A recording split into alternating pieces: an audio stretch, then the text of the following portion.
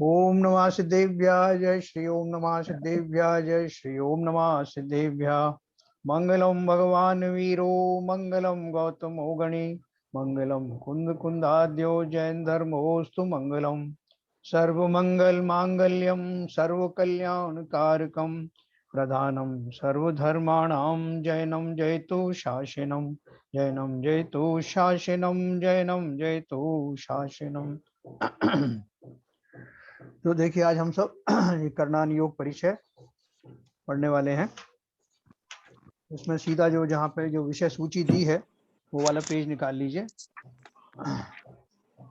Page number 1 कर्म बंध जहाँ लिखा है हेडिंग में। किया है आपने? जी अभी म्यूट नहीं किया है आपने सिस्टम में? नहीं, म्यूट अभी मैं नहीं कर रहा हूँ। म्यूट करूँ क्या? नहीं, रहने दीजिए। हाँ, थोड़ा इसमें जो है अभी डिफिकल्टी आएगी, जरा एक बार अपन नॉर्मल हो जाएंगे फिर अपन म्यूट करना शुरू। तो ये जो पेज नंबर 1 पर है, ये मैं से जैसा कल मैंने आपको बताया था कि ये पत्रों की भाषा में लिखा है और वो उज्ज्वला जी ने अपनी बेटियों को संबोधन करने के लिए जो पत्र लिखे थे उस भाषा में लिखा है। बीच बीच में मैं उनका जो संबोधन होगा उसको मैं स्किप करूंगा और आपको सामान्य जो उसमें जो दर्शन उन्होंने दिया है खाली उसकी बात करूंगा। तो देखो इसमें जो पहले पेज के ऊपर दूसरा पैराग्राफ है उसमें दूसरी लाइन में लिखा है, अब मुझे बार बार विचार आ रहा है कि कर्म, गुणस्थान, पर्याप्ति, प्राण, संज्ञा, मार्गणा आदि विषयों पर मैं तुम्हें कुछ समझाऊं। सच कहूं तो करणान योग का यह विषय बहुत गंभीर एवं गहन है, फिर भी उसके पढ़ने में बहुत आनंद आता है। द्रव्यानि योग संबंधी हमने जो अध्ययन किया है उसमें तथा भेद ज्ञान करने में करणान योग के अध्ययन से अधिक बल मिलता है, अनेक भ्रांतियां दूर होती हैं। यह कहानी लेकिन आज से मैं अपनी एक कहानी सुनाने जा रहे हूँ। यह कहानी है मेरी, तुम्हारी, इसकी, उसकी, अपने को भूले हुए सभी जीवों की। जीव तो अनादि से जीव ही था, है और रहेगा, परंतु भूल से इस जीव ने शरीर को ही जीव यानी मैं ऐसा मान लिया और इसकी कहानी बन गई। आज से यह कर्म कहानी अर्थात कर्म बंधन की कथा हम सुनेंगे ना। आचार्यों ने हमें 6 द्रव्य, 7 तत्व, निमित्त, रागादि विकार, कर्म, गुणस्थान, मार्गणा स्थान आदि अनेक विषयों का स्वरूप बताया है। उसी का ज्ञान हम करने जा रहे हैं। यह सारा निमित्त और संयोगों का ज्ञान करने का प्रारंभ हम कर रहे हैं, परंतु एक बात का ध्यान रखना कि अपने ध्रुव स्वभाव की दृष्टि कायम रखकर यह अभ्यास करना है ना। जो हमने पढ़ा है देखो, उसको पढ़ने के लिए खाली ऐसा नहीं कि जैसे हम जो नॉर्मल साइंस की किताब पढ़ते हैं, यहाँ तो अपनी सीधी आत्मा के साथ में अटैच करना है उन बातों को। वो खाली एग्जाम देने के लिए नहीं अपन को पढ़ना है। तो इसलिए उन्होंने बोला है कि ये सारा निमित्त और संयोग का ज्ञान कराने का प्रारंभ कर रहे हैं, परंतु एक बात का ध्यान रखना कि अपने ध्रुव स्वभाव की दृष्टि कायम रखकर यह अभ्यास करना है। ये मेरी बात चल रही है, ये कहानी किसकी? हमारी है, जो हमें ही नहीं पता था। 7 तत्वों का स्वरूप पुनः एक बार विस्तार से जानकर उस पर बारंबार चिंतन मनन करने के पश्चात इस विषय का ज्ञान करने से हमें भेद ज्ञान करने में बहुत मदद मिलेगी। आज से हम बंधन की कथा सुनेंगे, परंतु दृष्टि अपने अभेद ध्रुव स्वभाव पर रखकर सुनना होगा। हमें याद है कि बचपन में जब हम कोई डरावनी कहानी सुनते थे तो माँ का हाथ पकड़ करके बैठ जाते थे। उसी तरह अब मैं जीव तत्व हूँ ऐसा अपना स्वरूप निश्चित करने के पश्चात ही इस कहानी का प्रारंभ करेंगे। अर्थात हम निर्भय हो करके अब ये कहानी प्रारंभ करेंगे, समस्त भयों से निवृत्त होकर। मैं वो जीव द्रव्य हूँ जो कभी मरता नहीं, ऐसा बिना किसी भय के जान करके अब मुझे ये कहानी आगे समझना है। पत्र के प्रारंभ में हमने सिद्धों को नमस्कार किया है। सिद्ध भगवान द्रव्य कर्म, भाव कर्म और नो कर्मों से रहित हैं। ये तीनों कर्म कौन से अपन ने पहले पढ़ा था, फिर पढ़ेंगे। इन 3 प्रकार के कर्मों का स्वरूप ही हमें पता ना हो तो कर्म विरहित सिद्धों का स्वरूप तथा सिद्ध समान अपने शुद्धात्मा का स्वरूप हमारे ख्याल में नहीं आ सकता। देखो सब लोग जो बिल्कुल नए ज्वाइन किया वो भी, और जो पहले से जो जिन्होंने पढ़ रखा है, इसको बहुत ध्यान से सुनेंगे, क्योंकि ये पूरा बिल्कुल सूक्ष्म सिद्धांत है। इसमें कोई मिलावट नहीं है, कोई स्थूल कथन नहीं है, ये निरंतर सूक्ष्मता की ओर बढ़ता हुआ है। एक बार हम ये समझ लेंगे तो पूरे कंसेप्ट क्लियर हो जाएंगे। तो क्या बताया, द्रव्य कर्म, भाव कर्म और नो कर्म। सरल शब्दों में कहना हो तो कार्माण वर्गणा नाम के पुद्गल स्कंदों से बना हुआ द्रव्य कर्म है।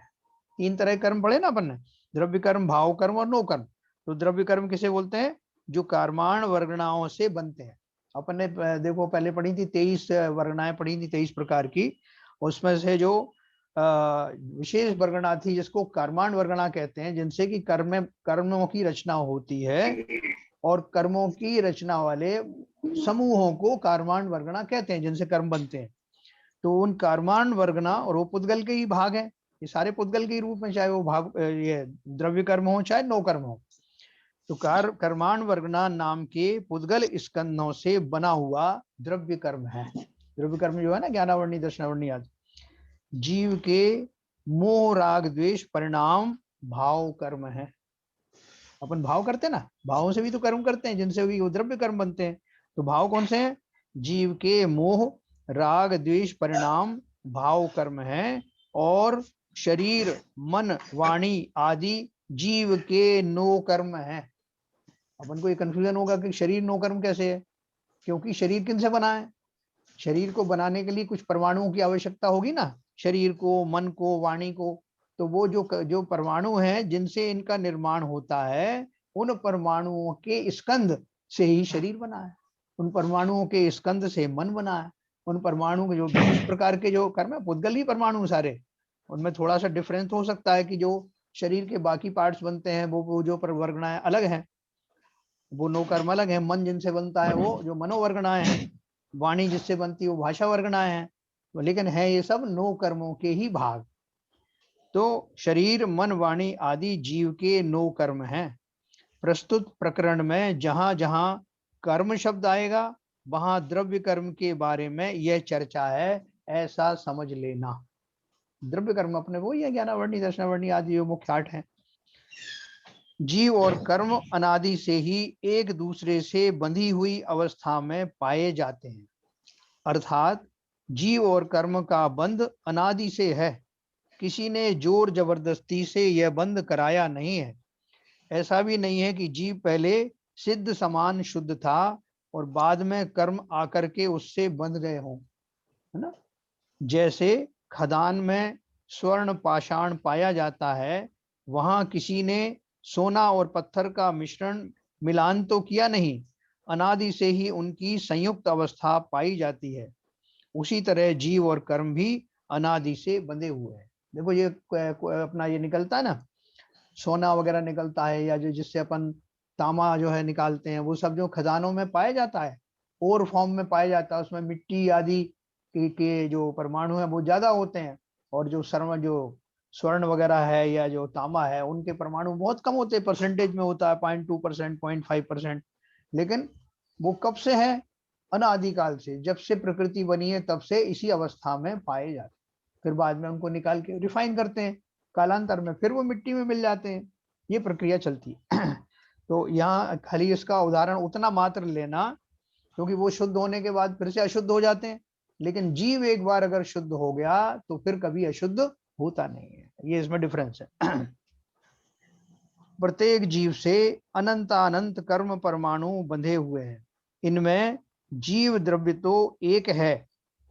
तो क्या लिखा, प्रत्येक जीव से अनंत कर्म परमाणु बंधे हुए हैं, इनमें जीव द्रव्य तो एक है, अरूपी है, चेतना गुणमय है, संकोच विस्तार शक्ति से युक्त है, असंख्यात प्रदेशी है, और कर्म पिंड जो है वह तो अनंत परमाणुओं का समूह है, रूपी है, अचेतन है।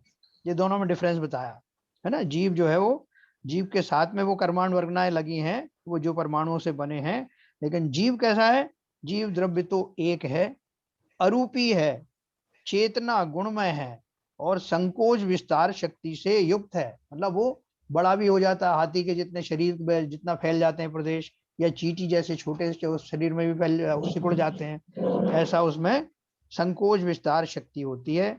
असंख्यात प्रदेशी है, यानी आत्मा जो टोटल आत्मा जितने प्रदेश घेरती है, जितना स्पेस घेरती है, वो असंख्यात नंबर में है। लेकिन जितना शरीर में जाता है उस शरीर के अनुसार अपने आप को ढाल लेता है। और कर्म पिंड जो है वो तो अनंत परमाणुओं का समूह है, रूपी है, अचेतन है ना। जो कर्मों का जो परमाणु है वो कैसे है, वो रूपी है। लेकिन आप बोलेंगे कि हमको तो दिखते नहीं साहब, हमको नहीं दिखते क्योंकि जो कर्माणु वर्गणाएं बहुत सूक्ष्म होती हैं। जो पुद्गल की सबसे सूक्ष्म अवस्थाएं हैं वो कर्माण रूप ही है। कर्म में जानने की शक्ति ज्ञान नहीं है। इस कर्म पिंड में से प्रत्येक समय में कुछ परमाणु छूटकर निकल जाते हैं। उसी तरह प्रत्येक समय में कुछ नए परमाणु आकर उसमें जुड़ जाते हैं। परमाणु आकर पुराने कर्म के साथ जुड़ जाते हैं, बंधते हैं, उसे बंध कहते हैं। देखो अपन ने पहले पढ़ा था कि जो कर्माण शरीर है वो क्या है, जीव का बाहर से दिखाई देने वाला जो स्थूल रूप से वो औदारिक शरीर है, उसके अंदर उसका एक तेजस शरीर है, फिर एक कर्माण शरीर है। कर्माण शरीर और कुछ नहीं है बल्कि एक क्लस्टर है जहाँ पे कर्म बंधे हुए कोडिफाइड फॉर्म में कर्मों से बना हुआ शरीराकार उसी रूप में ढला हुआ आत्मा के आसपास में एक स्थिति बनी हुई रहती है। और उसमें नए नए परमाणु आकर के चिपकते रहते हैं। जैसे मधुमक्खी का छत्ते का मैंने उदाहरण दिया था, नई नई मक्खियां आती हैं उसमें बैठ जाती हैं, है ना, वो उसके वो लगा रहता है साथ में, एक खाली एक एग्जाम्पल के लिए। तो उसी तरह से ये जो पहले से बना हुआ कर्माण वर्गणाओं का जो कर्माण शरीर है, जो अनादिकाल से वो भी साथ में चल रहा है, और उसमें जब नए नए कर्म बनते हैं तो उसी में जुड़ते जाते हैं। फिर निकलते कैसे हैं, जो बंधते हैं उसे बंध कहते हैं, और परमाणु छूट कर निकल जाते हैं उन्हें उदय कहते हैं। साहब मेरा कर्मों का उदय हुआ।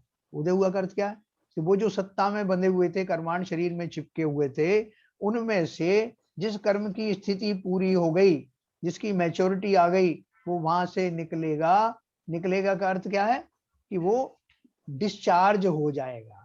उसमें जो चार्ज था, जो चार्ज पार्टिकल्स होते हैं ना, उसका चार्ज समाप्त होगा, और चार्ज समाप्त होने के समय में वो अपना प्रसाद दे करके जाएगा, जिसे हम फल कहते हैं।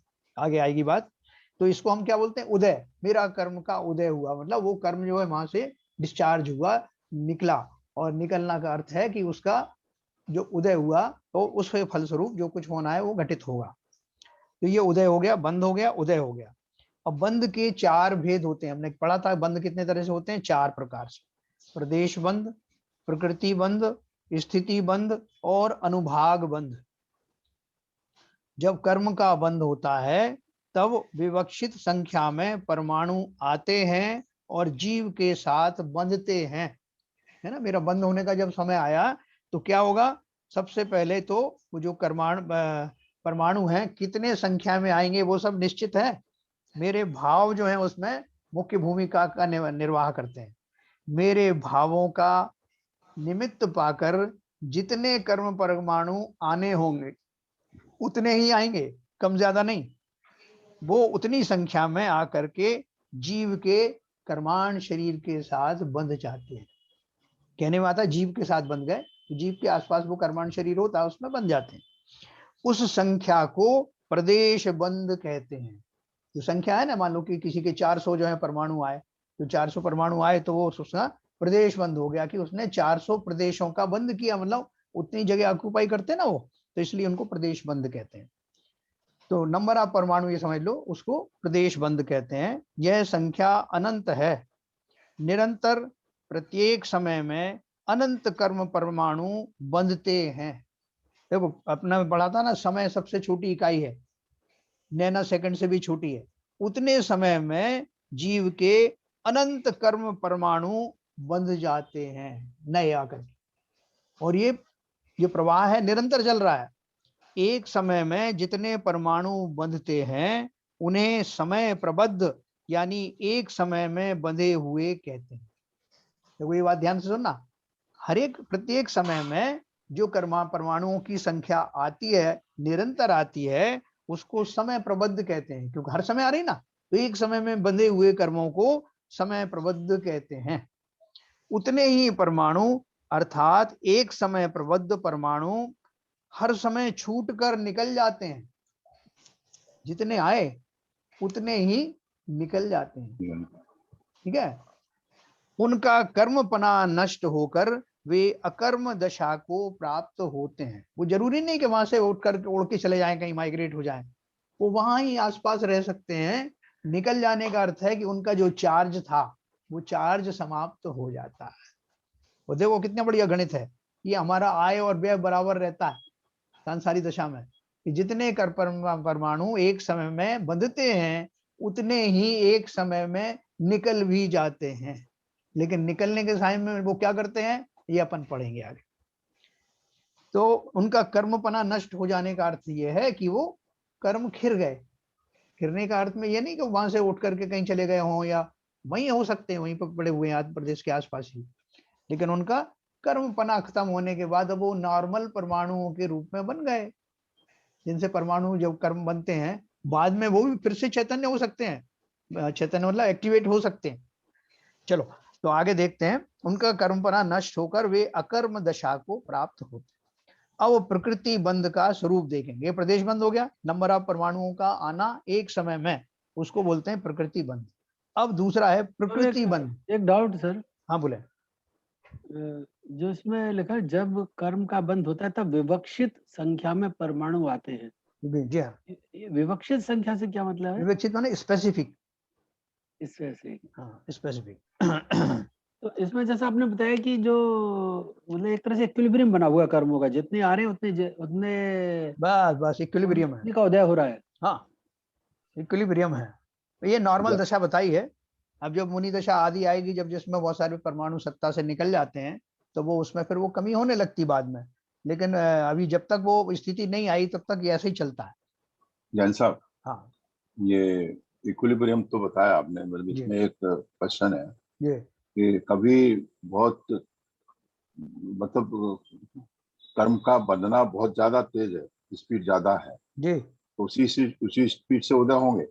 हाँ हाँ हाँ, बिल्कुल होंगे, बिल्कुल मतलब होंगे। स्पीड सेम रहती है, क्योंकि हाँ तीन चीजें हैं। हाँ जब कर्म बंधेंगे तो एक तो उसमें कर्म बंधे तो उसकी प्रकृति होगी, हाँ काल होगा, स्थिति होगी, हाँ मतलब इंटेंसिटी होगी। ये हाँ, तो जैसे जैसे कर्म बनेगा उसका बारकोड उस हिसाब से बनेगा। बिल्कुल बिल्कुल। तो उनकी जो स्पीड है बंधने की हाँ वो सेम रहती है हाँ या बढ़ती घटती बढ़ती है? स्पीड की बात कर रहा हूँ। हाँ, देखो स्पीड मैं बता रहा हूँ, बिल्कुल वही रहेगी, क्योंकि उन्होंने क्या लिखा है देखो। अपन हाँ स्पीड कैसे निकालते हैं कि हाँ 3 किलोमीटर पर सेकंड मान लो, या ये स्पीड हो गई ना। तो या अगर मैं आपसे कहूं कि वो या ऐसे कहो हाँ 100 परमाणु पर समय। पर समय, तो हाँ वो उन्होंने लिखा ना, जितना लिखा है, जितने परमाणु एक समय में बनते हैं उन्हें समय प्रबद्ध कहते हैं, और हाँ उतने ही परमाणु अर्थात एक समय प्रबद्ध परमाणु हर समय छूटकर निकल जाते हैं। तो टाइम तो वही ओके है, ओके। तो उसी टाइम तो स्पीड वही रही। नहीं सर, मुझे भी कुछ ये डाउट सर एक जैन साहब ने पूछा है। हाँ जी। दो अनंत बराबर नहीं होते हैं, अनंत आते हैं अनंत जाते हैं, लेकिन दोनों अनंत बराबर नहीं होते। तो प्रदेशबंध का मतलब क्या हुआ फिर? देखो इन्होंने क्या लिखा है, उतने ही परमाणु, बहुत स्पेसिफिक लिखा है। जैसे विवक्षित संख्या में, विवक्षित माने स्पेसिफाई। नहीं नहीं, ये तो ऊपर लिखा विवक्षित, यहाँ क्या लिखा है, एक समय में जितने परमाणु बंधते हैं उन्हें समय प्रबद्ध यानी एक समय में बंधे हुए कहते हैं। उतने ही परमाणु अर्थात एक समय प्रबद्ध परमाणु प्रमाण परमाणु हर समय छूटकर निकल जाते हैं। उनका कर्म उसको भी समय सर प्रबंध थोड़ा सा डाउट है। ये हाँ अगर मान लो जैसे हाँ आप करो ना कि सब परमाणु जितने छूटते हैं हाँ उतने, अगर मान लो ज्यादा पाप हो गया, ज्यादा ज्यादा परमाणु बढ़े, ज्यादा उसके वो कर्म बंधे, फिर हाँ, क्या होगा? तो आपको फल दे के जाएंगे ना, वो छूटते समय ऐसे ही थोड़ी नहीं, चले जाएंगे। इमीडिएट फल देंगे मतलब। जो इमीडिएट देने वाले होंगे इमीडिएट सर देंगे। शायद सर एक पॉइंट करना चाहूंगा, शायद हाँ ऐसा कह सकते हैं कि हाँ मान लीजिए कोई व्यक्ति पाप कर्म कर रहा है, हाँ तो पाप कर्म इसलिए कर रहा है क्योंकि उसके कर्मों का उदय हुआ है कुछ, और पाप कर्म कर रहा है, और पाप हाँ कर्म करके नए कर्म बांध रहा है।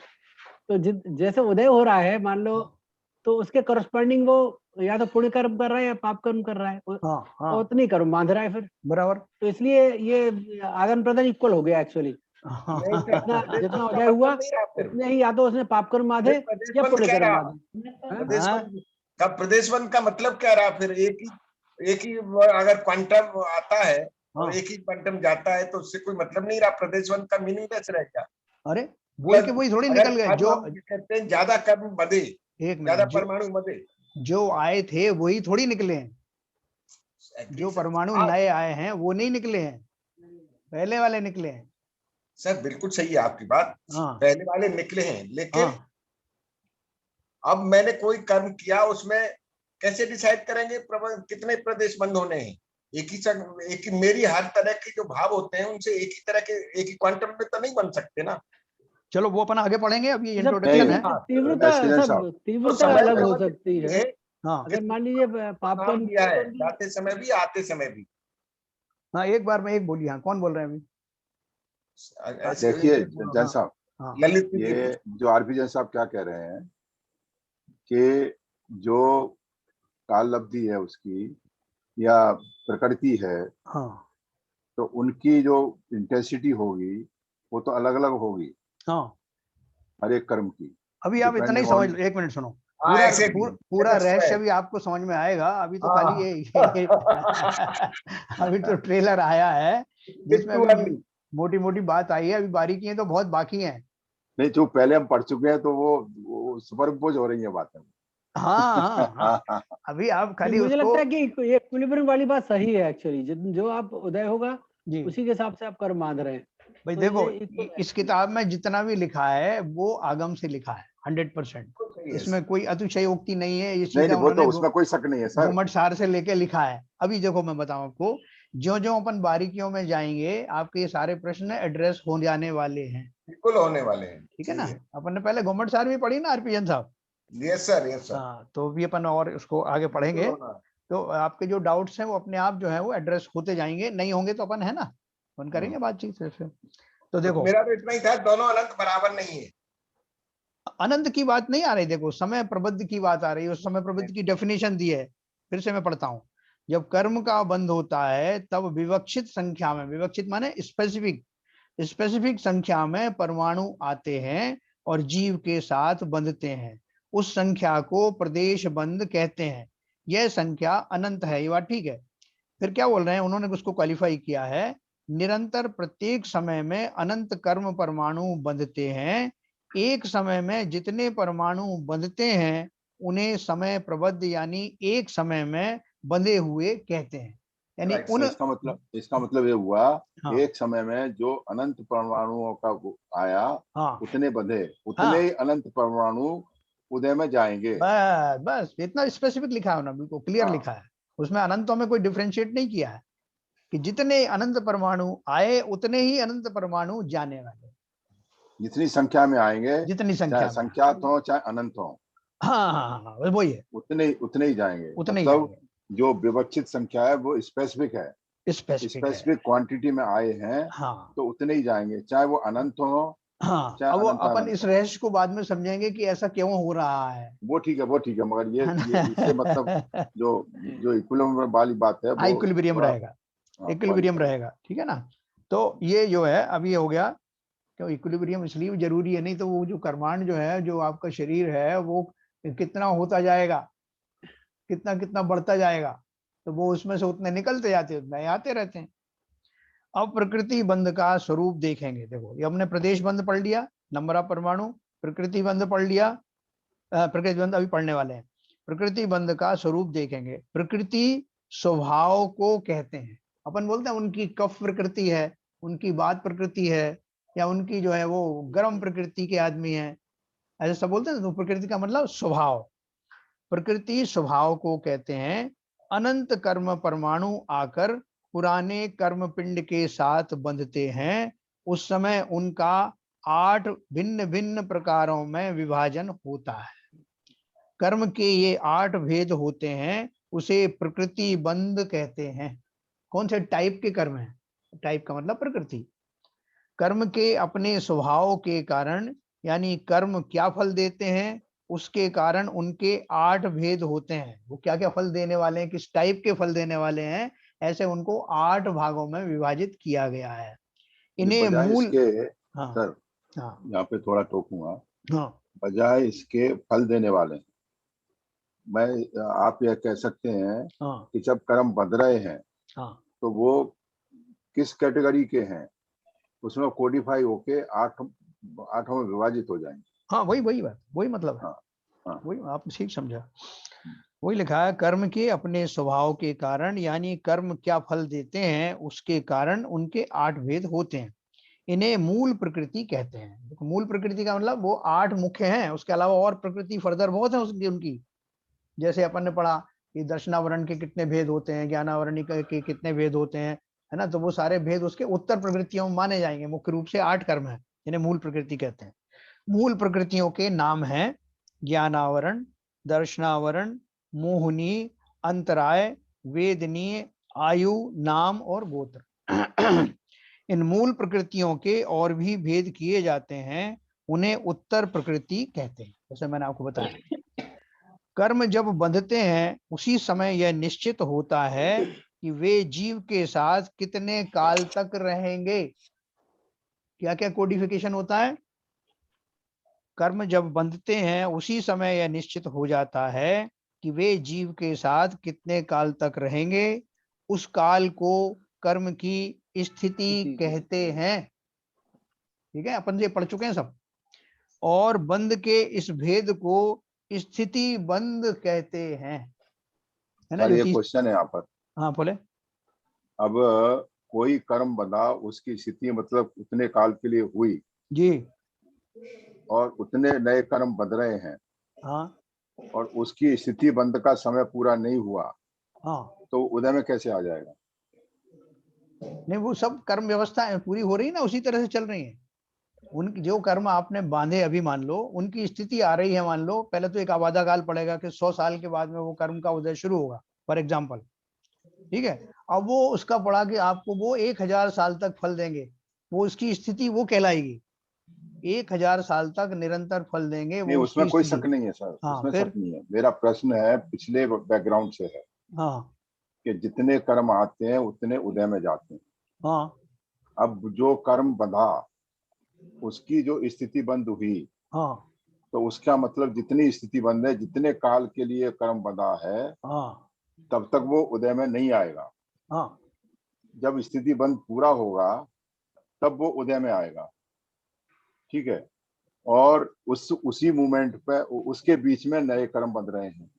देखो तो देखो एक बार। आप कह रहे हैं कि उतने कर्म बंध रहे हैं, उतने ही बाहर निकल रहे हैं। तो इनका सिंक्रोनाइजेशन कैसे होता है, मेरा कहने का मतलब। देखो, दो बात समझो।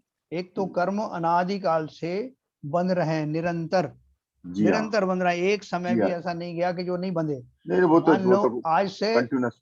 आज से मान लो कि 5000 साल पहले मेरा कोई कर्म बंधे, जी, और उनकी स्थिति आज आ सकती है कि नहीं आ सकती, उनका उदय काल।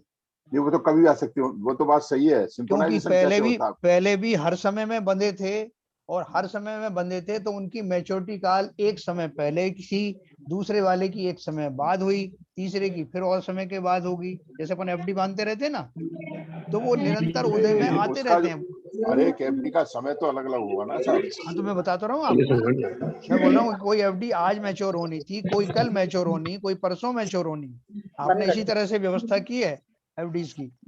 तो अब वो जो है, जब उदय ऐसी काल तरह से हो रहा है, वो एक उदय काल अपने हिसाब से चल रहा है पैरेलल में, और इधर बंद का काल चल रहा है, अनादि काल से चल रहा है, नहीं, एक वो दिन का ठीक थोड़ी है, है। मगर हाँ मगर दोनों का सिंक्रोनाइजेशन होके हाँ। उनका वो अलग इक्विलिब्रियम प्रोसेस है। Let us go ahead.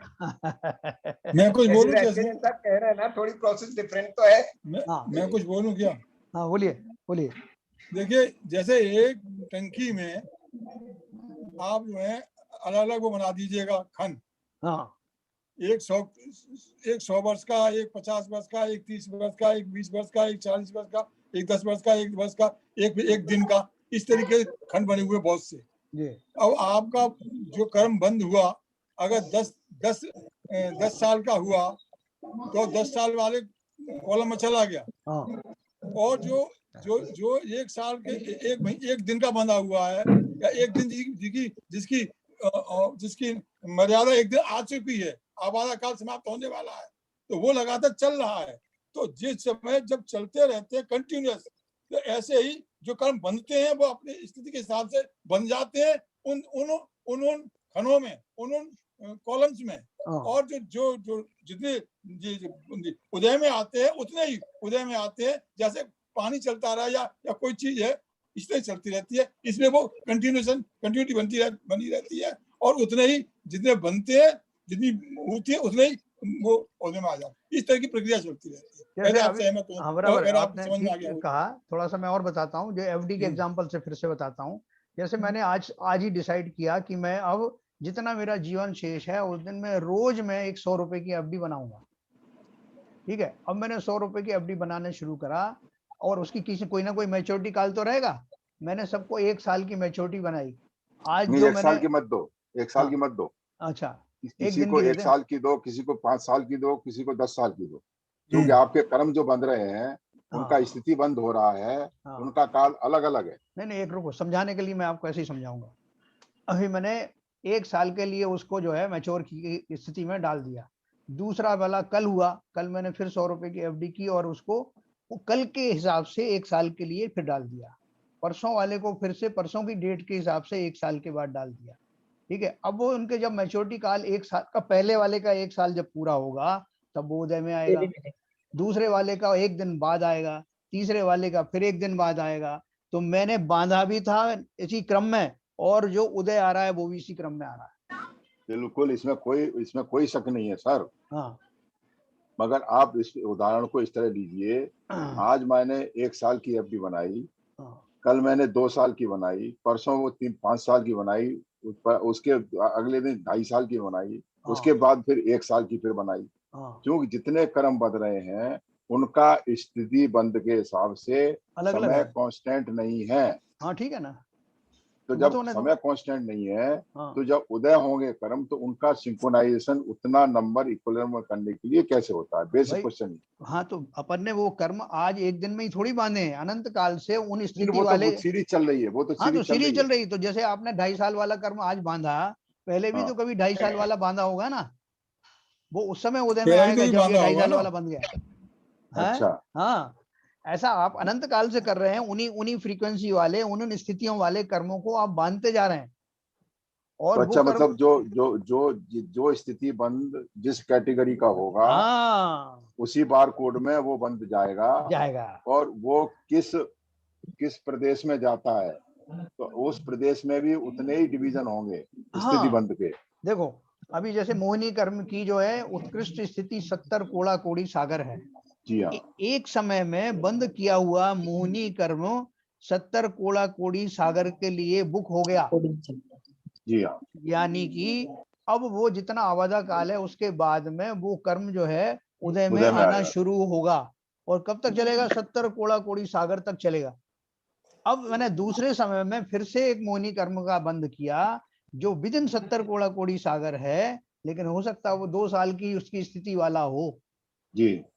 ऐसे मैंने 0 से 1 से लगा करके और 70 कोड़ा कोड़ी सागर के बीच की स्थिति वाले सैकड़ों कर्म बांधे। That is a good example, है ना। उसी तरह से ये तो मोहिनी कर्म का हुआ, और दूसरे कर्म जो है उनका भी ऐसे ही मैंने बांधा। अब जब वो मैच्योरिटी और इधर से बंध भी रहे हैं, निरंतर मेरा बंधना रुका थोड़ी। अब यहाँ मेरा निरंतर बंधना हो रहा है उसी तरह से, और उनका उदय काल शुरू हुआ। कोई 1 कोड़ा कोड़ी सागर वाला था, वो 1 कोड़ा कोड़ी सागर पूरी हो गई तो वो आज उदय में आया। दूसरा मैंने 1 साल पहले जो उसकी मैच्योरिटी आनी थी 1 साल के बाद, वो कल आ गया। तीसरा जो है परसों आया। तो वो क्या है कि उनकी स्थिति एक जैसे आइडेंटिकल स्थिति वाले बहुत सारे कर्म हैं। तो इसमें एक प्रश्न और उठता है जन साहब। हाँ, एक समय में 2 कर्मों का उदय हो सकता है और ये सैकड़ों कर्मों का उदय हो रहा है, सैकड़ों। अच्छा, हाँ, देखो ये 8 प्रकृति जो बताई ना आपको, 8 प्रकृति के भी सब कैटेगरीज जो अपन पढ़ने वाले हैं उन सब, वो ठीक है, वो तो पढ़ेंगे सबके। नहीं सुनो, उसी का वही जवाब दे रहा हूँ, सुनो तो सही। उन्हीं की जितनी भी कैटेगरी, सब कैटेगरी है, सबके अनंत कर्म जो है एक साथ उदय में आते हैं। एक साथ मोहिनी कर्म का भी उदय आएगा, आपका ज्ञानावर्णी का भी आया, दर्शनावर्णी का भी आ रहा है, आपका साता वेदनी का भी आ रहा है, असाता वेदनी का भी आ रहा है, कभी आप तो देखो इसका आपको बहुत बहुत धन आदि मिल रहा है, लेकिन उसी समय कोई शोक हो गया। हाँ वही कह रहा हूँ, तो एक समय में कई कठिनाई भी होती हैं। कई तरह के होते हैं, कभी कोई सुख समाचार आता है, दूसरी तरफ से कोई टेंशन आ होता है। जाती है, तीसरी तरफ से कोई झगड़ा होता है, तो एक समय हाँ, में कई चीजें होती हैं। तो अपन बोलते हैं कि भगवान एक दरवाजा बंद करता है तो दूसरा खोल देता है, अपन ऐसे बोलते हैं ना। यस तो उसका यस अर्थ क्या है कि आपका एक कर्म ऐसा उदय में था, दूसरा दूसरी तरह का आ गया, छाता बेचने हाँ वाला आ गया। यस ऐसे अनंत कर्म जो है आते रहते हैं और बंधते रहते हैं नए नए। यही रहस्य तो है, इसको अपन को समझना है। तो मैं अभी क्लियर कर पाया आपको? जी हाँ जी हाँ। चलिए तो आगे अब ये चलेंगे। जो स्थिति बंध है, जी आपादाकाल प्लस उदय काल बराबर स्थिति बंध, हाँ, नहीं ऐसा ऐसा बोल सकते हैं। स्थिति बंद आबादा काल जो है आप ऐसे वो लगा अलग सकते कर्म हो, होता है। लेकिन उसका अर्थ यही खाली इतना ही है। आपादाकाल में तो कर्म बधे हुए हैं, उदय में नहीं हो रहे, हाँ आपके साथ बधे हुए हैं। और बिल्कुल उदय काल बिल्कुल। का पीरियड जितने पीरियड में वो उदय हो रहे हैं, स्थिति दोनों स्थिति काल को मिला के स्थिति बंद हो गया।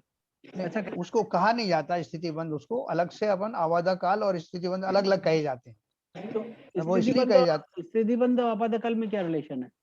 उतने काल तक वो कर्म उदय में नहीं आएगा, उसे आवादा काल कहते हैं। वो आपादा, फिर स्थिति बंद स्थिति बंद मतलब जितने काल तक फल देंगे, जितने पीरियड तक वो फल देंगे, उसको स्थिति उसका स्थिति का उदय होगा। मतलब स्थिति बंद आपादा काल के बाद शुरू होता है।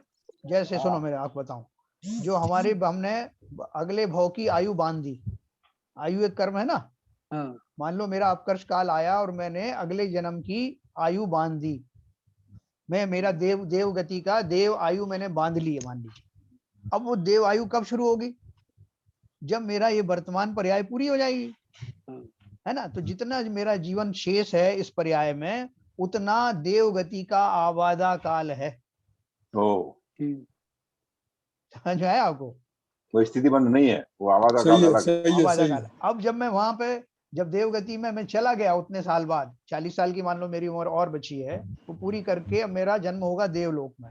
तो जिस समय मेरा देवलोक में गमन हुआ, उसी समय या उससे थोड़ा सा पहले, जैसे विग्रह गति में जैसे आदि में हो जाता है, विग्रह गति में ही हो जाता है कि वो मेरा देव आयु का प्रारंभ हो गया। अर्थात वो जो स्थिति बंधी थी, मान लो 10,000 साल का देव की आयु बंधी थी, तो अवादा काल से ही वो 10,000 का पॉइंट शुरू हो जाएगा। पेज 24 में इसका एक फिगर दिया है सर, आप दिखा है पेज 24 पे इसकी फिगर दी है। हाँ, ये आवादा सब काल आएगा, का ये है। सब आएगा अभी, अभी बहुत विस्तार से आएगा, लेकिन कोई बात नहीं, बीच में भी प्रश्न आते हैं तो कोई अच्छी बात है, तो आगे समझ में आ जाएगा।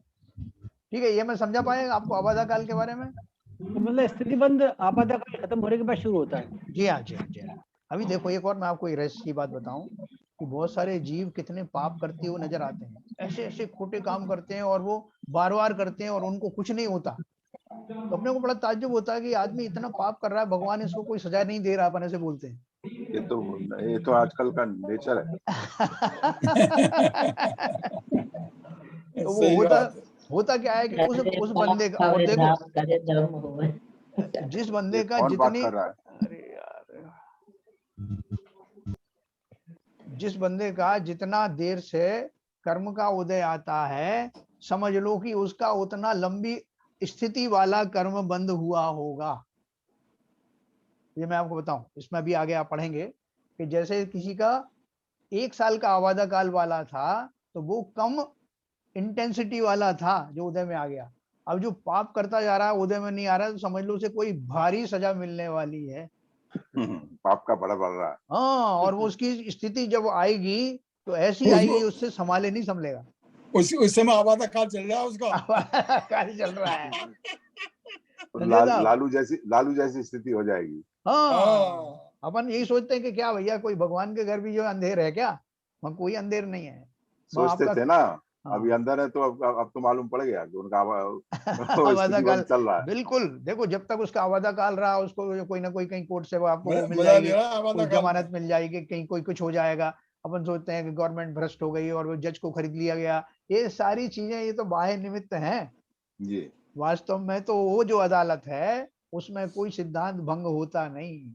जी इसलिए आश्वस्त रहो कि जो हो रहा है वो बिल्कुल सही हो रहा है, परफेक्ट हो रहा है, उसमें कोई कुछ भी गलती नहीं है। जब देखो वो अदालत एकदम से, नहीं तो आपकी वो टालती रहेंगी, कोई आपको जमानत दे रहा है, कोई कुछ कर रहा है, लेकिन किसी दिन जैसे लालू जी को सजा सुनाई तो क्या हो गया उन जजों को? वो कहाँ से निर्भय हो गए? उसका आवादा काल हो गया, उनके मुंह से निकलेगा वही, रोक नहीं सकते आप।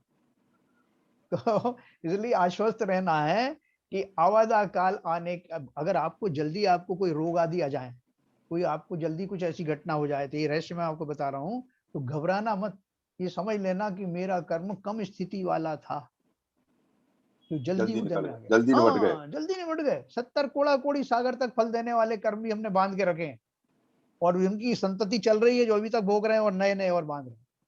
तो 70 कोड़ा कोड़ी पूरे होने नहीं देते हैं, उसके पहले और बांध देते हैं। और इसी भाव में नहीं पूरे होंगे, वो आगे जाने कितने भाव तक चलेंगे? चल रहे हैं, वो पहले तो से है। चले आ रहे हैं, अभी भी चले आ अनंत रहे हैं। भाव तक चलेंगे बाबूजी। हाँ, कब तक चलेंगे ये नहीं मालूम। तो देखो ये पूरी जो है अपन रहस्य समझेंगे तो हमको एक बहुत धैर्य आएगा कि प्रकृति की कितनी सुंदर व्यवस्था है, और हम इसमें घबरा जाते हैं कि अरे तो आपने बता दिया अनंत, इतने इतने जो ना कोड़ा कोड़ी सागर के कर्म बांधे तो कब निवृत्त होंगे, तो निवृत्त होने का भी तरीका बता दिया गया है। निर्जरा। इसी भाव में आप उनकी निर्जरा भी कर सकते हैं, इसमें नहीं तो अगले भाव में, जी ठीक सर। है ना। तो चलिए आगे चलते हैं। मूल प्रकृतियों के नाम जो अपन ने 8 प्रकार के जो मूल जो प्रकृतियां हैं, टाइप हैं, ज्ञानावरण, दर्शनावरण, मोहिनी, अंतराय, वेदनीय, आयु, नाम और गोत्र। इन मूल प्रकृतियों के और भी भेद किए जाते हैं, उन्हें उत्तर प्रकृति कहते हैं, यानी फर्दर उसके भेद। कर्म जब बंधते हैं, ये अपन ने पढ़ लिया, कर्म जब बनते हैं उसी समय निश्चित होता है कि वे जीव के साथ कितने काल तक रहेंगे, उस काल को कर्म की स्थिति कहते हैं। है ना, ये आप समझ गए होंगे कि स्थिति का अर्थ क्या है, कितने समय तक वो आपके साथ रहेंगे और फल देते रहेंगे। और बंध के इस भेद को स्थिति बंध कहते हैं।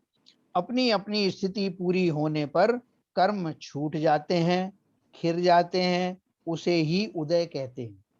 कर्म का उदय होता है तब उस कर्म का फल यानी अनुभाग या रस जीव को मिलता है। यह अनुभाग भी कर्म बंधने के समय में ही निश्चित हो जाता है और उसे अनुभाग बंध कहते हैं। क्या बोल रहे हैं कि जिस समय कर्म बनता है तो 4 चीजें कोडिफाइड हो जाती हैं। कौन कौन सी 4 चीजें? प्रदेश बंध, मतलब कितने परमाणु आने वाले हैं, कितना समय तक के लिए उन, नहीं, प्रकृति बंध मतलब किस टाइप के जो है उनको कर्म बंधेंगे उनसे। फिर स्थिति बंध लो, कितने समय तक के फल देने की शक्ति उनमें रहेगी, पीरियड वाइज। और कितनी इंटेंसिटी होगी। और इन्वायरमेंट मतलब क्या इंटेंसिटी होगी उनकी, कैसा फल देने वाले, प्रगाढ़ महाप्रसाद दिया कि थोड़ा प्रसाद दिया, ठीक है ना। हाँ, तो उसको अपन अनुभाग बंध कहते हैं। देखो ये बहुत बढ़िया रहस्य है, जब आप इनको अपन को खिराना है ना, तो खिराते समय उनकी दशा क्या होती है। एक सबसे बढ़िया बात मैं आपको बताऊं कि करणान योग क्या बताता है। करणान योग आपको करने के लिए कुछ नहीं बोलता कि भाई साहब आप ऐसा करिए वैसा करिए, वो तो आपको बताता है कि क्या होता है। केवल ज्ञान गम है ये सारी चीजें, कि जब जब व्यक्ति ऐसे भाव करता है तो उसके ऐसा बंद होता है, उसकी ऐसी स्थिति बनती है, उसका ऐसा ऐसा, ये सब खाली कारण है ना। तो वो आपको जो उन कारणों का जिनसे कर्म बनते हैं या उन कारणों का जिनसे उनसे मुक्ति होती है उसका परिचय कराता है। इसमें आपको उपदेश नहीं दिया जाएगा, उपदेश आप स्वयं ग्रहण करिए, ये चरणान योग का विषय है। यहाँ तो सीधा बताया जाएगा कि वो मुनिराज जब तपस्या में बैठते हैं तो जब उनके ऐसे भाव आते हैं तो उसको चौथा गुण स्थान कहते हैं। ये करणान योग का विषय है। ये करणान योग का विषय है। इसमें सूक्ष्म वर्णन है कि क्या होता है, और ये केवल ज्ञान गम्य है। वो जो व्यक्ति खुद ही जो है वो श्रेणी चढ़ रहा है, वो खुद भी इतनी सूक्ष्मता से नहीं जानता, और ना उसको जानने के विकल्प आते हैं, मैं अब कौन से गुण स्थान में हूँ, अब मुझे क्या करना है। लेकिन केवल ज्ञान में सब आता है कि अब क्या स्थिति चल रही है। तो चलिए आगे चलेंगे। तो हम पूछेंगे कि स्थिति और अनुभाग को कौन निश्चित करता है। कर्म तो अचेतन है, उसे कैसे पता चलता है कि कितना और क्या फल देना है। कर्म का 8 मूल प्रकृतियों में विभाजन कौन करता है। कर्मों की संख्या यानी प्रदेश बंध कौन नक्की करता है। ये अपने को प्रश्न आएगा सीधा सीधा। पहले वाले उन दूसरे दर्शनों में तो बता देते हैं, तुम्हारे चित्रगुप्त बैठे हुए हैं, कोई तो एक रजिस्टर लेके बैठे हुए हैं, और आपने क्या क्या किया उसके हिसाब से वो डिसाइड करते हैं कि आपको कहाँ भेजा जाए, है ना। मुस्लिम्स में भी बताया कि उनके यहाँ वो जन्नत जाना है कि दोजख जाना है, वो वहाँ डिसाइड करते हैं कि हूरें मिलेंगी कि आपको क्या मिलेगा, है ना। हमारे यहाँ तो क्या बताया कि कर्म जो है पूर्णतः अचेतन हैं, लेकिन फिर भी उनमें बंटवारा कैसे होता है ये रहस्य आगे बताया। सुनो, कर्म की स्थिति और अनुभाग बंधते हैं, उनमें जीव के मोह राग द्वेष परिणाम निमित्त है ना।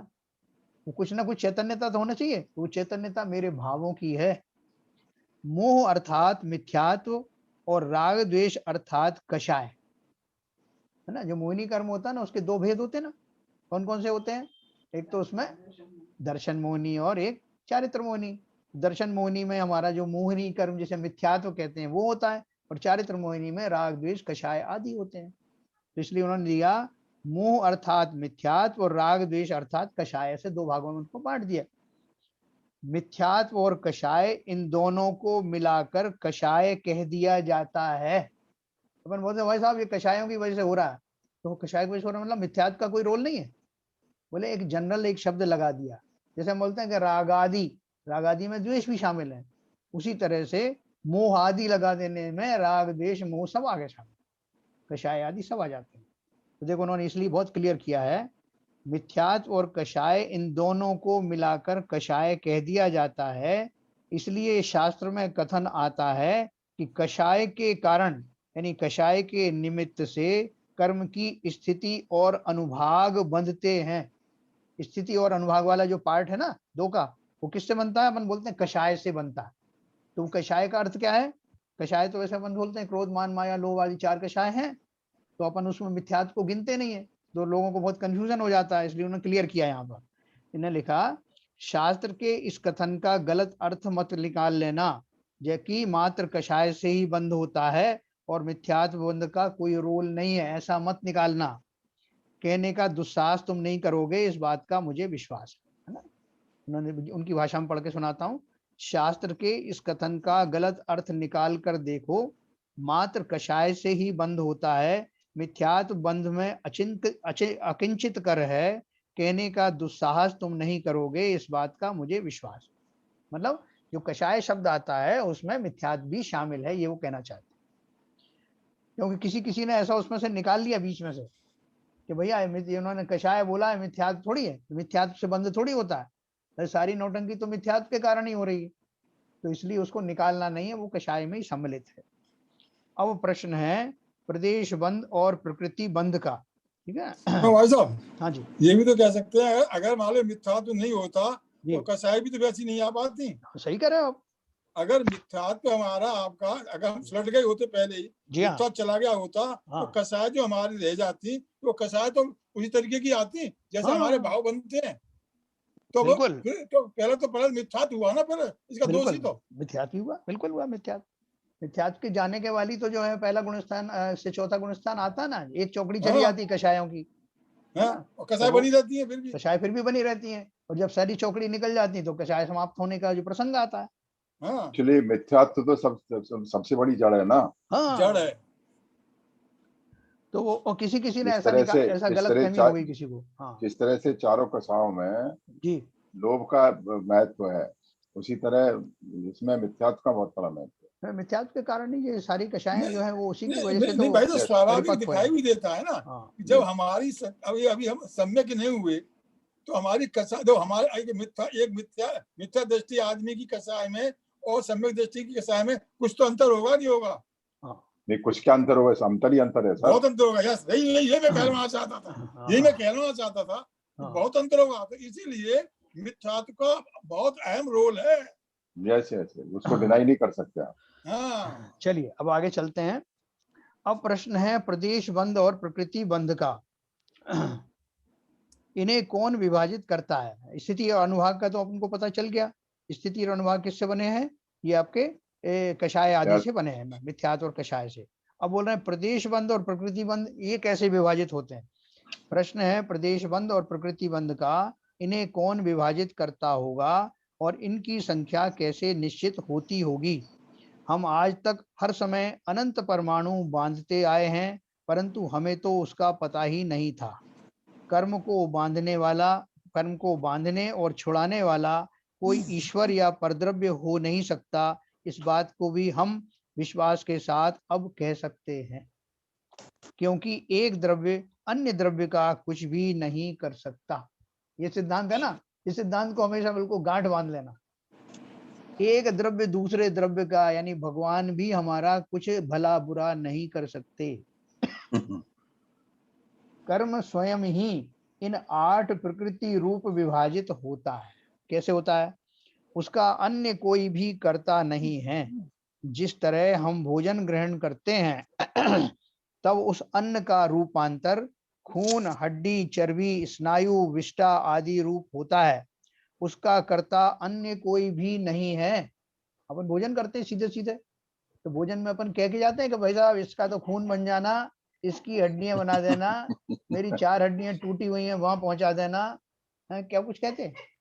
अपन तो दबा के उसका मजा लेते हैं, उसको जो करना है वो करता रहता है। नहीं तो खाते हैं ना कैल्शियम एक्स्ट्रा, हड्डी मजबूत हाँ, करने के लिए। एक्स्ट्रा क्या, वो मालूम पड़ा कि उससे कुछ और हो गया, पथरी बन गई। बजाय कैल्शियम कैल्शियम हड्डी तो मजबूत होने के बजाय उसका और ऑपरेशन करवाते फिर वो फिर, है कितनी बढ़िया बात है। तो तब उस अन्न का रूपांतर खून, हड्डी, चर्बी, स्नायु, विष्ठा आदि रूप होता है। उसका कर्ता अन्य कोई भी नहीं है। उसी तरह कर्म स्वयं ही मूल प्रकृति एवं उत्तर प्रकृति रूप विभाजित होता है। कर्म परमाणुओं की संख्या यानी प्रदेश भी उसके अपने कारण से ही बंधते हैं। इन प्रदेश बंध और प्रकृति बंध में जीव का योग निमित्त है। देखो इन्होंने बताया पहले वाले में तो उनके जो कषाय निमित्त बताया, मिथ्यात्व और कषाय, जो पहले 2 डिवीजन थे, और दूसरे जो डिवीजन है जिसमें कौन से वाले, प्रदेश बंध और प्रकृति बंध, इनका डिसीजन किससे होता है? योगों से होता है। योग अपन ने जाना ना, योग किसे कहते हैं? आत्मा के प्रदेशों के प्रकंपन, उसको योग कहते हैं। और वो योग भी प्रभावित होते हैं हमारे भावों से ही। अपन ने पढ़ा था ना उसके बारे में, जो लेश्याएं पढ़ी थी ना, कषाय से अनुरंजित योगों को लेश्या कहते हैं। तो हमारे वो योग हैं, जैसे मैंने एक उदाहरण दिया था कि जब आप कूलर में पानी डालते हैं तो पानी से भीगी हुई हवा आती है, और जब वो पानी नहीं डालते तो ड्राई हवा आती है। अपन लोग चिल्लाते हैं क्यों रे पानी नहीं डाला क्या इसमें, गर्म हवा कैसे आ रही? उसी तरह से हमारे जो कषाय हैं उनसे रचपच जाने वाले योग इस बात को अंजाम देते हैं। वो जो हमारे योग हैं, आत्मा के प्रदेशों में कंपन होता है। कंपन होता है, वो किस पैटर्न का होता है? उस पैटर्न के अनुसार ही ये डिसीजन होता है प्रदेश बंध का और प्रकृति बंध का। उनका पैटर्न भी होता है ना हर एक का। तो वो जो कंपन है वो सब एक जैसे, ऐसे देखने में तो उनकी जो वो एक जैसे ही होंगे, ऊपर नीचे जा रहे हैं जैसे पेंडुलम जा रहा है, लेकिन उनकी फ्रीक्वेंसी, उनका एम्पलीट्यूड अलग अलग होता है। तो उसके कारण से, उस पैटर्न के कारण ये डिसीजन होता है। वो पैटर्न हम भी बनाते हैं, हमारे भाव बनाते हैं, तब उन पैटर्न से डिसीजन होता है कि उनकी कितने जो है प्रदेश आएंगे और कितनी प्रकृति, किस प्रकार की प्रकृति वाले कर्म का बंध होगा। कषाय से बंद हो जाएगा कि कितना समय तक इंटेंसिटी, कितने समय तक फल देंगे और कैसा फल देंगे, कितना गहरा देंगे, वो उनसे डिसाइड हो गया, मिथ्यात्व और कषाय से। तो इसलिए पहले, अब 1 मिनट में आपको और लूंगा, इसलिए पहले योग क्या है यह जानना जरूरी है ना। हमारी लौकिक भाषा में योग शब्द का भिन्न अर्थों में प्रयोग होता है। जैसे आज धन का योग है, देखो तो कैसा योगा योग है, योगाभ्यास के कारण हमारा स्वास्थ्य अच्छा है, ऐसा हम लोग योग शब्द लगा देते हैं हर जगह। तो वो यहाँ योग का अर्थ जो है वो नहीं है इन सब का, ये कहना चाहते हैं। तो क्या अर्थ है? इनमें से कोई भी योग यहाँ अभिप्रेत नहीं है। जीव के प्रदेशों का, अर्थात आत्म प्रदेशों का कंपन होना, प्रदेशों का सकंप होना, परिस्पंदन होना, चंचल होना योग कहलाता है। प्रदेशों के कंपन को द्रव्य योग कहते हैं। इस द्रव्य योग के कारण जीव में कर्मों को आकर्षित करने की शक्ति उत्पन्न होती है, उसे भाव योग कहते हैं। जिस तरह चुंबक पाषाण में लोहे को आकर्षित करने की शक्ति पाई जाती है, उसी तरह आत्म प्रदेशों के कंपन के कारण जीव में कर्मों को आकर्षित करने की शक्ति पाई जाती है, उसे योग कहते हैं। तो ये द्रव्य योग हुआ या भाव योग हुआ? देखो, द्रव्य योग में तो उसका फिजिकली जो स्पंदन होता है उसे द्रव्य योग कहते हैं। अच्छा, जो भी चीज फिजिकल होगी उसमें द्रव्य लगा देना, है ना। और भाव योग क्या बोल रहे हैं? इस द्रव्य योग के कारण जीव में कर्मों को आकर्षित करने की शक्ति उत्पन्न होती है, उसे भाव योग कहते हैं। जैसे वो मोटर अच्छा, चलती उसके है ना, अंदर जो कैपेबिलिटी पैदा हुई, हाँ, जैसे वो मोटर है, वैक्यूम क्लीनर आपका है ना, या वो वैक्यूम समझ एक्स है, गया। तो वो जब चलती है तो वैक्यूम क्रिएट होता है। तो वो चलना भावों तो से स्पंदन भी होता है। हाँ। स्टार्टिंग में होता है स्पंदन, हैं? क्यों भाई साहब? क्या? जो स्टार्ट होता है हाँ, द्रव्य योगों में, जो कंपन शुरू होता है, वो भी तो आत्मा के ही भावों से होता है। नहीं, तो द्रव्य है योग तो तो क्या? निरंतर चल रहे हैं बाबूजी, एक मिनट। है जी। जो द्रव्य योग है वो तो 13वें गुणस्थान तक निरंतर ऑटोमेटिकली चल रहे हैं, उनको इररेस्पेक्टिव आपके आपके भाव क्या हो रहे हैं। अरे मैं आपको कह रहा हूं, योग जो है ऑटोमेटिक ही कंपन कर रहे हैं। हाँ, योग का निरंतर। मतलब कंपन ही है। Yes yes yes. अच्छा, उनका उनका इसमें आत्मा के उसका कोई रोल नहीं है। मतलब वो उसको फिजिकल जो कंसेप्ट है ना, जो फिजिकल जो चल रहा है उनका, जैसे जैसे मेरा आत्मा का जो व्यापार ज्ञान आदि का चलता रहता है हमेशा, ज्ञान हाँ वगैरह में, हाँ ऐसे जो फिजिकल फॉर्म में आत्मा के प्रदेश कंपायमान रहते हैं, हाँ हाँ है ना, वो शुरू से ही रहते हैं। और कब तक रहते हैं? जब तक कि मैं अयोगी केवली नहीं बन जाता। हाँ, आत्मा के प्रदेश से चलता है ना। हाँ, तो वो चलता रहता है। अब जब वो चल रहा है तो चलने से उसमें एक सक्शन पावर, एक ग्रहण करने की शक्ति प्रकट होती रहती है। और जो वो प्रकट होती है तो उसमें अब मेरा कितना जो है उसका वो चल रहा है, उसके हिसाब से ये होता है। कैसे बैटरी लो हो गई भाई? तो वही बात तो मैं कह रहा था भाई साहब जी कि आत्मा, हाँ बोलिए। मैं ये कह रहा था आत्मा के जो वो से प्रदेशों का जो कंपन हो रहा है, वो आत्मा के से हो रहा है ना, प्रदेशों से। हाँ, आत्मा के प्रदेशों में ही कंपन हो रहा है। हाँ हाँ आत्मा के हाँ प्रदेशों में ही कंपन हो रहा है। हाँ, वही मैं कह रहा हूं। तो ठीक है ना। आत्मा के प्रदेश का मतलब क्या है? आत्मा ही, आत्मा जैसे एक बनी हुई है, मान लो ये हाथ के आकार की आत्मा है, तो इसमें हाँ ऐसे ऐसे हो रहा है, हाँ हाँ हाँ, सिंपल। ठीक है। और उसके कारण वो शक्ति आ रही है, क्योंकि वो कर्म जो है खींचने की शक्ति भी चाहिए ना, तो उसी से हो रही है। तो वो उससे हो रही है। तो आफ्टर ऑल आत्मा ही इसकी जिम्मेदार है। हाँ, आत्मा ही के पास सब अरेंजमेंट दिया हुआ है कि तुम ही बनाओ और तुम ही खाओ। हाँ, वही मैं कह रहा था कि आत्मा ही स्टार्ट करती है, आत्मा ही बनाती है, आत्मा ही हाँ, करती है। आत्मा ही कर्म बांधती है, आत्मा ही उनको खिला देती है। सही है, सही सही सही सही। लेकिन इस बीच में हम अपने मूर्तावश जो है, जो समझ नहीं पाते कि कर्मों का बंधना अच्छा है या खिरना अच्छा है, टेम्परेरी खिरना अच्छा है या परमानेंट खिरना अच्छा है, ये रहस्य हम समझ नहीं पाते। तो टेम्परेरी देखिए, परमानेंट करने का क्या मतलब है? फिरना तो फिरना ही है ना। नहीं, टेम्परेरी तो अपने खिरते हैं ना, रोज उदय में आते हैं और रोज रोज फल मिलता है अपन को कुछ ना कुछ। और नहीं, वो तो परमानेंट टेम्परेरी मतलब, नहीं है। टेम्परेरी नहीं, वो तो एक सिस्टम है, चल रहा है, हाँ, खिल रहा है, भाई बनते जा साहब, रहा है। टेम्परेरी मतलब है कि भाई साहब का मतलब टेम्परेरी ये है कि आपका खिल गए और बन गए, हाँ, और जब आप खिल गए और फिर बने ना, वो परमानेंट हो गए। हाँ, वो परमानेंट जो अरेंजमेंट है। खिल गए और बने ना, वो परमानेंट है। और खिल रहे हैं और बन रहे हैं, ये टेम्परेरी चल रहा है हिसाब के साथ। अपन कर रहे हैं ना जो रोज भविष्य जो अपने को नजर आता है कि आज अपन को जो है भोजन मिल गया, कल नहीं मिला, परसों कुछ और मुसीबत आ गई, उसके बाद मुसीबतें नहीं आई फिर आ गई, ये सारी जो है वो टेम्परेरी कर्मों का खिरना है ना। फिर नए बन जाते हैं, फिर वो नए उदय में आते हैं। तो ये जो चक्र है जब समाप्त नहीं होगा तब तक ये चलता रहेगा। इसलिए बोलते हैं कि जो संसार में जो निर्जराएं होती हैं, जो हमारी हर एक जीव की निर्जरा हर प्रति क्षण जो हो रही है, वो निर्जरा शब्द से वास्तव में उसको अभिभाषित नहीं कर सकते।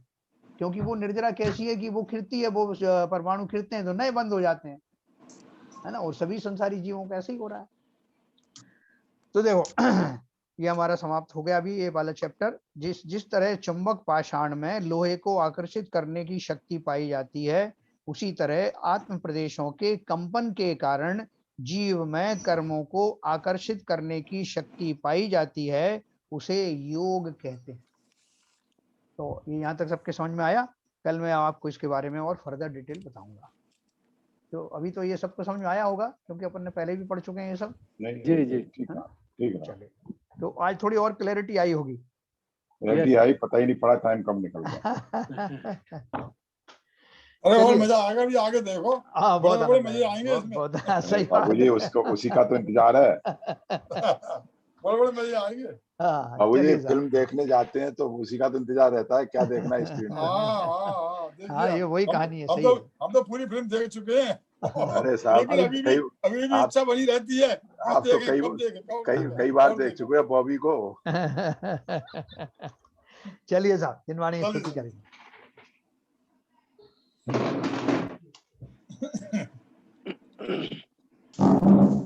मिथ्यातम नाश विको ज्ञान के प्रकाश विको आपा पर भास विको भानु सी बखानी है। हो द्रव्य जान विको बंध विधि भान विको स्वपर पिछान विको परम प्रमाणी है। अनुभव बताए विको जीव के जताए विको कहु न सताए विको भव्य और आनी है। जहाँ तहाँ तार वे को पार के उतार वे को सुख विस्तार वे को यही जिनवाणी है। हे जिनवाणी भारती तो हे जपू दिन रैन, जो तेरी शरणा गए सो पावे सुख चैन। जिनवाणी के ज्ञान से सूझे लोकालोक, वो वाणी मस्तक नमो सदा देते धो, सदा देते धो। जिनवाणी माता की जय।